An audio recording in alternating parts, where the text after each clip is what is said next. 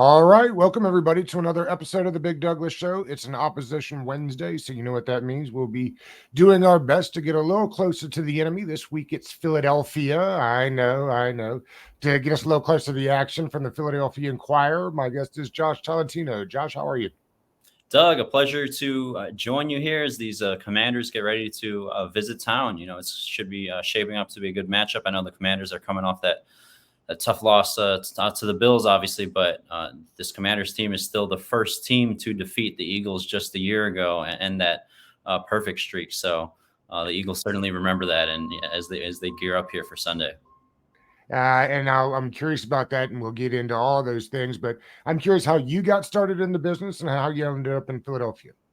Yeah, of course, definitely. Almost what seems like a decade now, but had some internships back near my home in Chicago. Had previously worked with the Chicago Sun-Times. After school, I had a stint at the Kansas City Star. Got some good time covering the Chiefs. That was actually Patrick Mahomes' rookie year. And have now, this is my third full-time beat, NFL beat. Had previously covered the Green Bay Packers, most recently the Miami Dolphins, and this is now my third season here covering the Eagles for the Philadelphia Inquirer. It's certainly been a fun journey for sure. And obviously, you know, this Eagles team's very, very relevant. And even when they're losing, you know, the fans here are still very passionate about their team. So good team. They are passionate. What have been some of the biggest differences between your different stops? Yeah, certainly. That's a great question, Doug. I think you look at specifically over these three NFL teams that I've covered: Green Bay, Miami, and the Eagles. Very, very passionate fan bases. But coming specifically from Miami to here, covering the Dolphins, which you felt like was a kind of like a world global fan base, and coming to the Eagles, I don't think the two are really comparable. Now that I've been here now for 3 years, the Eagles fans are quite crazy. And we look at this specific season alone, Doug. Week one, you know, they had their regular season opener at New England. It was a very rare trip, whereas in, you know, what I'm trying to get here is that there weren't a lot of Eagles fans at the game because, you know, that was Tom Brady Day. And, you know, Tom Brady was in the house. He was honored there by Robert Kraft. And there weren't many Eagles fans. And that was a rarity, you know, covering this team now in my third year. They do travel well. I think we all remember the Commanders game last year when Carson Wentz was still there, getting booed there by the Eagles fans that kind of took over the stadium there, FedEx Field. So I think that's one thing to point out is certainly whether they're losing or winning, this fan base is quite crazy. What does the coach say? What is the mantra going forward to kind of keep, you know, you mentioned this 21-1 streak with Hurts.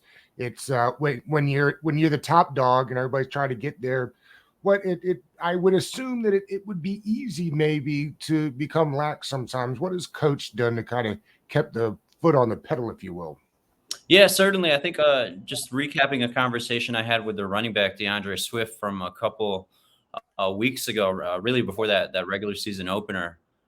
You know, do you feel like this team can get complacent at times, or, you know, do you feel like rather that although DeAndre Swift wasn't here last year, you know, he joined the team in the offseason, getting traded over from the Lions. Right now, he's second in the NFL in rushing yards behind Christian McCaffrey.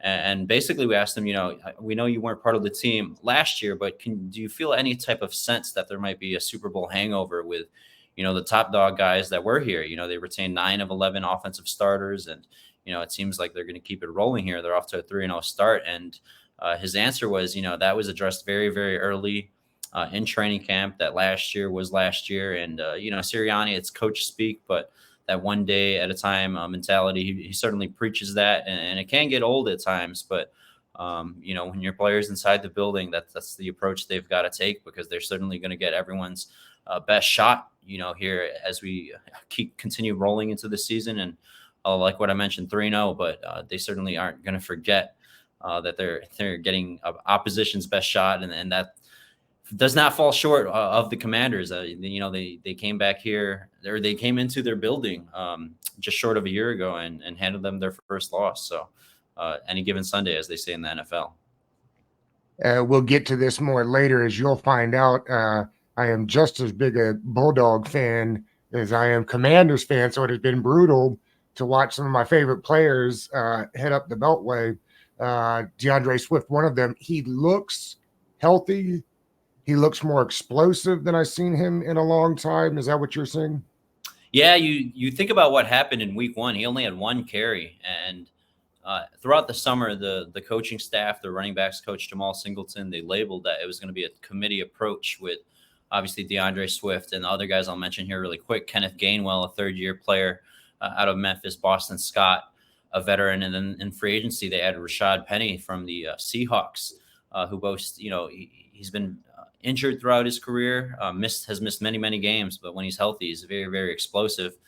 In that first game, it was really all Kenny, like 95% Kenny Gainwell. I mentioned DeAndre got one touch, and Kenny actually got hurt that game, missed week two, their home opener against the Vikings with a ribs injury. And here goes DeAndre Swift, man, just plowing through guys. He had 175 rushing yards that game, was named NFC Offensive Player of the Week, and he follows it up with another 100-yard performance. I think he had like 120, 130 just a couple days ago down in Tampa. I mean, you mentioned how he looks healthy. He literally hurdled over a pair of Bucs defenders, landed clean and kept on going, picked up a few more yards there. So the Eagles can say that they're taking a committee, but they certainly have a talented back there, and DeAndre Swift, as they use this committee approach to replace Miles Sanders, who's now in Carolina. What have been, two brand new coordinators for the team as both corners went on to become head coaches elsewhere? What have been the biggest challenges to, the playbooks can remain the same, the philosophies can remain the same, but as we've often seen, it's about when to call plays, which plays you're calling when. So although all things could be the same, they're never the same. How has the adjustment been to the two new coordinators? Yeah, I'll start with the defense, and there's certainly a lot to talk to about the offense as well. But on the defensive side, they lose Jonathan Gannon. They lose both their coordinators, Jonathan Gannon going to the Cardinals, Shane Steichen going to the Colts. But defensively, you thought there might be an in-house replacement, but Nick Sirianni, he goes external and gets Sean Desai from the Seahawks. Had previously had a stint with the Chicago Bears as their defensive coordinator. And Sean Desai, man, he's off to it seemed like a shaky start in week one, but you look at what, specifically those first 2 weeks, Mac Jones and Kirk Cousins both throwing for over 300 yards. And you're wondering what's going on with the passing defense. But you really have to look at the personnel, Doug, and they had changes at all three levels, not only with their coordinator, but they had changes down at the defensive line. They lost both of their starting linebackers. They lost both of their starting safeties. And now they're dealing with injuries. They've lost their starting nickel cornerback and Avonte Maddox. So not only is Sean Desai, trying to implement a new scheme and, see what works best with these guys, he's also dealing with a bunch of new faces to this team. I mentioned the offense retained 9 of 11 starters. The defense, they literally lost starters at all three levels. So his big thing is feeling palpable, and you certainly see that throughout these first few games. The Eagles have multiple takeaways. I believe they lead the league right now in takeaways, so they're very reliant on forcing turnovers, getting those interceptions. Safety Reed Blankenship, he picked off Baker Mayfield in this most recent game. Jalen Carter, a former Georgia dog, man, he looks like the freaking real deal. He continues to flash. He is the real deal. Yeah, whenever he's on the field, man, and you saw that, he Peanut Tillman punch, from Chicago. So, but he forced a big funnel on Rachaad White this past Monday. Really changed the game there, and he's a game wrecker. So defensively, they're, certainly dealing with some personnel changes, but it seems like Sean Desai is getting his footing here as we head into. Does he call a more aggressive game, similar to Gannon, or is this a more aggressive approach under the new? Yeah, you certainly see him a bit more aggressive compared to his predecessor, Jonathan Gannon. Gannon's biggest philosophy was taking away the explosive plays. So, there's a mix of ways to do that, but really the main one to the average eye here that watches the game is that, he'd deploy 2 deep safeties and really limit those explosive pass attempts. Here with Sean Desai, man, he's kicking up the blitzes. He has some exotic packages. He's asking guys to experiment all over the place. Nolan Smith, another former Georgia dog, we've seen him work at off-ball linebacker. When he's primarily made his name as an edge rusher. So we're seeing a mix of different things. And the Buccaneers, man, you think about the start that they got off to the first couple of weeks. They've still got, no matter how you view Baker Mayfield, they've still got their weapons there with Mike Evans and Chris Godwin. And this is an Eagles defense that limited them to 3 points really throughout until the fourth quarter. They didn't get their first touchdown until very late in the game. So it seems like they're getting their footing. The offense, they've shown that they can win in a multitude of ways, but they're certainly far from reaching their potential under Brian Johnson, their new offensive coordinator. What does the defense, I would have said that before the addition of Jalen Carter this year, that the Commanders had the best defensive line in the division. And I still think it's close.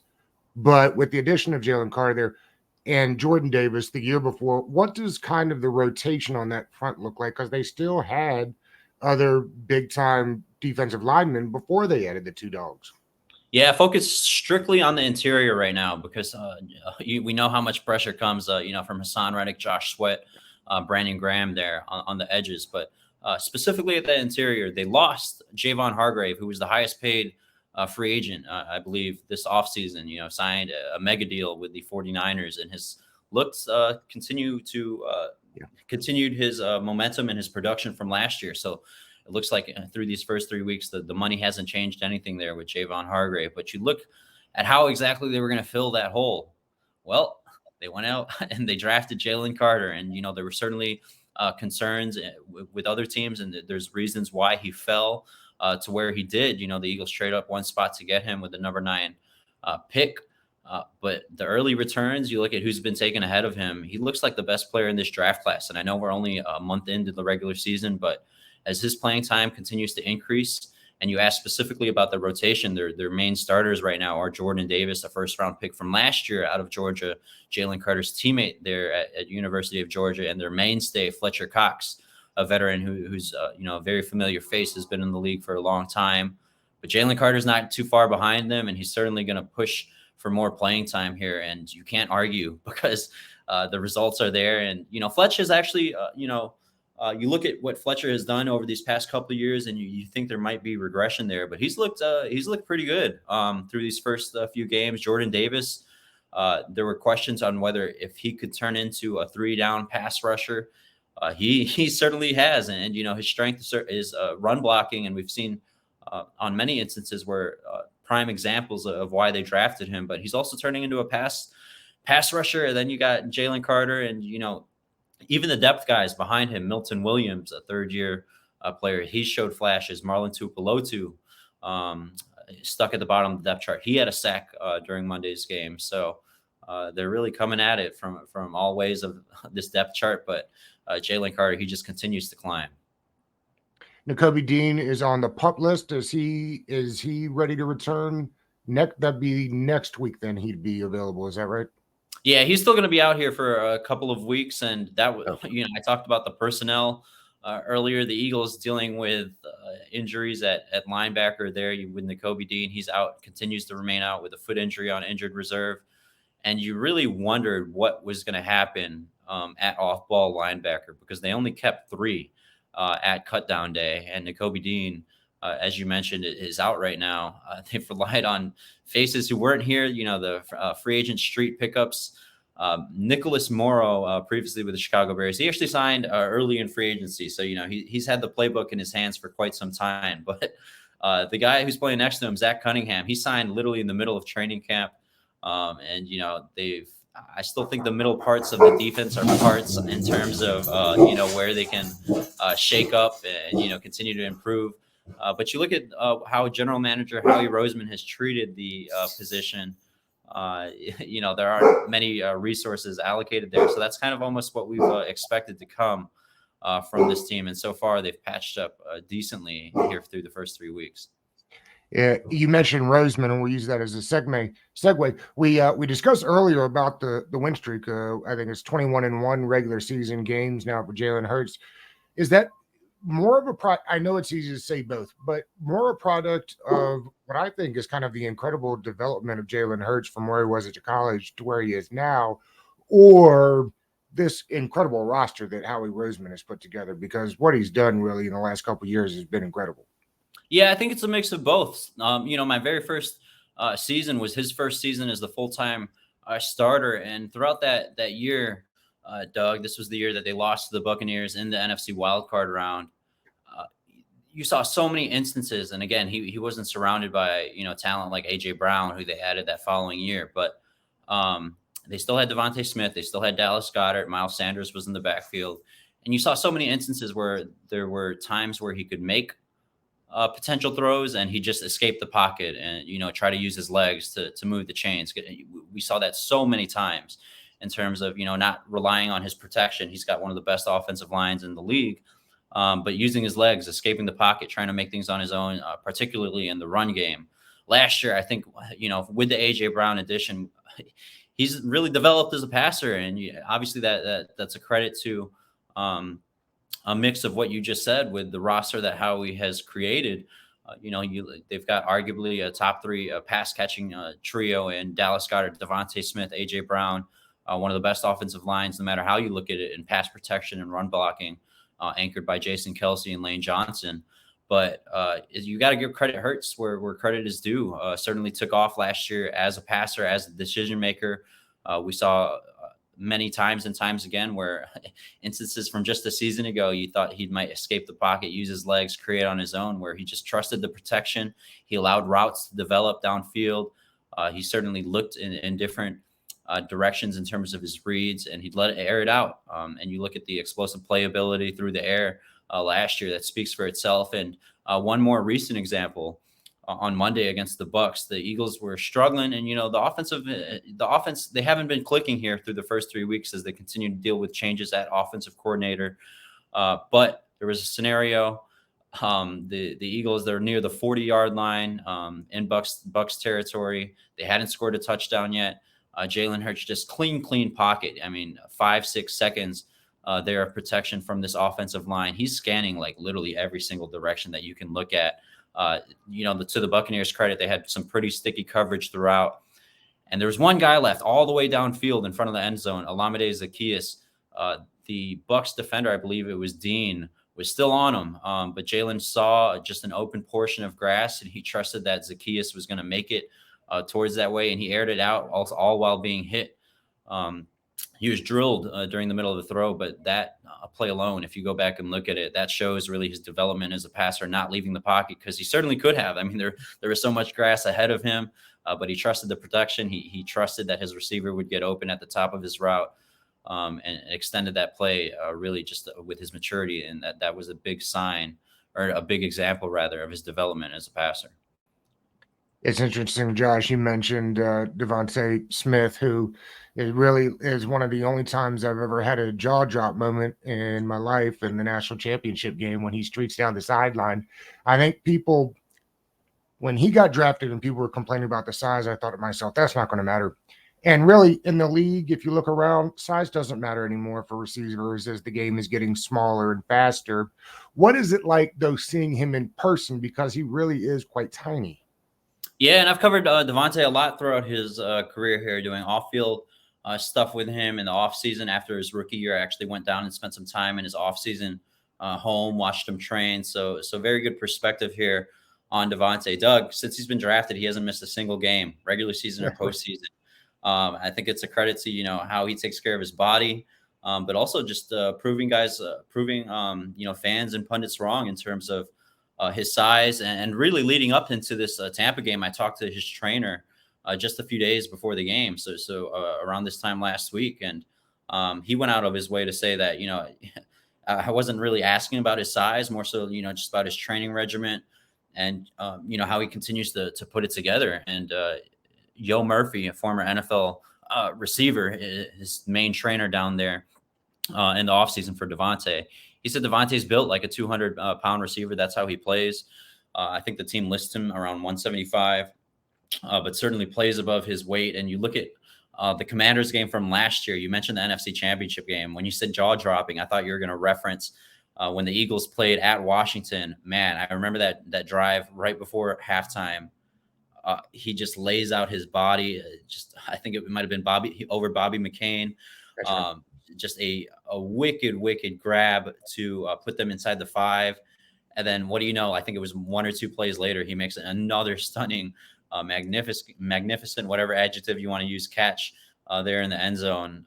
It really had a lot of jaws dropping in the press box. He's been as advertised, and AJ Brown said this a few weeks ago, but Eagles fans, they've got to enjoy them while they have both of them in Yes. regards to AJ Brown and Devontae Smith. AJ, he still have several years under contract. He signed, when the Eagles acquired him, he had $100 million contract. He's still got a few years left, but Devontae, he's eligible to get paid in this coming up into this offseason. And based on everything that I'm hearing, how he's going to make that a top priority, because again, Devontae Smith has been as advertised. He's certainly off to a hot start this year too. Better line on the Eagles, offense or defense? Oof, man. That's a tough one because, we just spent all this time talking about Jalen Carter and how good he's looked. We haven't even really touched much on the pressure from edges that Hassan Reddick, he doesn't have a sack yet. And you're wondering when is that going to come? This is a guy that led the NFL in sacks last season, 19 and a half, including the playoffs. So I think I got to lean offensive line just because, how good, how consistent they've been. Jason Kelce back on another deal. He's coming off consecutive all-pro seasons. Lane Johnson still playing at a very high level. They slot in Cam Jurgens, who was supposed to be Jason Kelce's replacement when they drafted him a couple of years ago. Here Kelce is. He's just, he's not ready to hang it up just yet. So they slot him at right guard. He's looked very good. Left guard Landon Dickerson. He was a Pro Bowl, all-pro type player last year. He's continued. He'll play Sunday? He will, yes. I actually just spoke with him just a couple hours ago, and he indicated that he'll be good to go. The play, if you look at the play that he got injured on, Doug, it was a play where he pancaked the dude completely. And then he does, the guy's trying to get up, and then he just throws himself at him again. And that's how he got hurt. So, I mean, this is it's a guy that's just, throwing himself on the line there on the field. He's looked good. Jordan Mailata, I'd argue that he hasn't even locked his potential there on the left side, left tackle.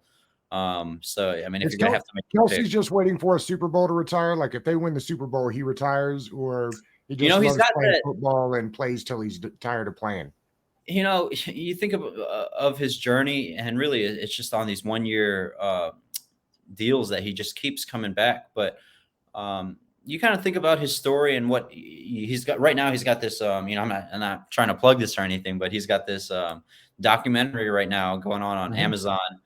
If you take a view at it, it really shapes up like this might be the last year. But again, you really never know. Like he's coming off 2 all-pro years. He certainly looks like an all-pro again. Yeah. If that's 3 all-pro years, I mean, if you're still playing consistently at the high level, you really have to, and this is Jason's words, you have to question whether or not you're having fun. So, I mean, if he's still having fun, and it looks like he is right now. It looks like he's having fun. Keeps on chugging, man. So, I'm sure he'd like to get one on the spot. I think this, if you were to choose one answer, so it's looking like it just based on, check out that documentary just based on the feelings. Yeah.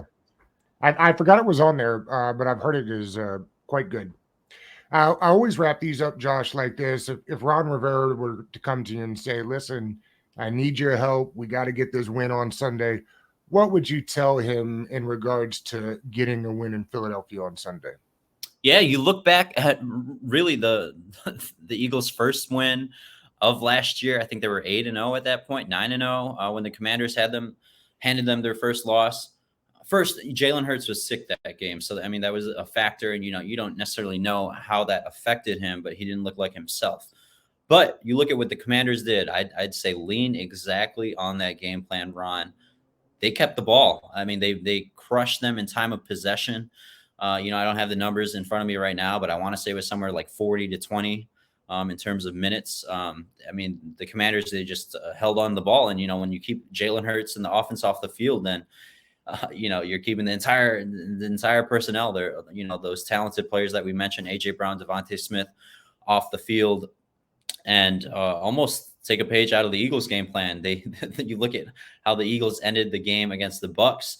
The Bucs, they made it a 2-possession game there at the end of the Monday's game. It seemed like, they hadn't closed the door shut quite yet. The Eagles ran 10 minutes off the clock end the game. So if the Commanders can continue to do that and just keep the ball in Sam Howell's hands, and whether how that looks, but you worry though, because I mean, didn't Sam Howell take, I think, 8 or 9 sacks in this most recent game?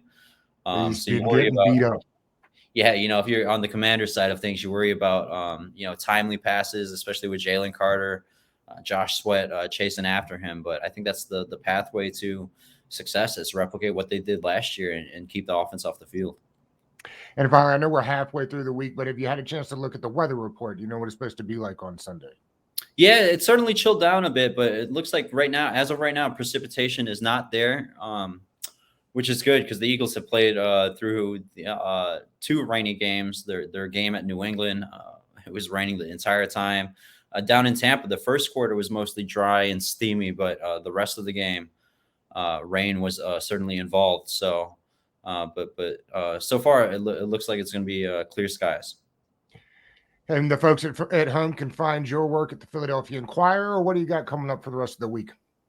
Yeah, certainly. Obviously, previewing this matchup. Also, I want to talk to Hassan Reddick, man. I mean, this is a guy that he's from the Philly area. He went to Temple out here, and it's almost a replication of last season. I think the first 2 games, first few games, he was held without a sack. I actually think his first sack came against the Commanders. So, he's had a very quiet start to this year. Last year, again, I mentioned he led the NFL in sacks, had 19 and a half of them. He's at 0 right now. So an opportunity to unlock that here, cooking up something there. You can also find my work on Twitter at JCT Sports. Well, we appreciate the time today, Josh. I had a good time, and I think we learned a bunch, so appreciate you. Doug, always a pleasure. Looking forward to chatting more down the line. Absolutely. All right.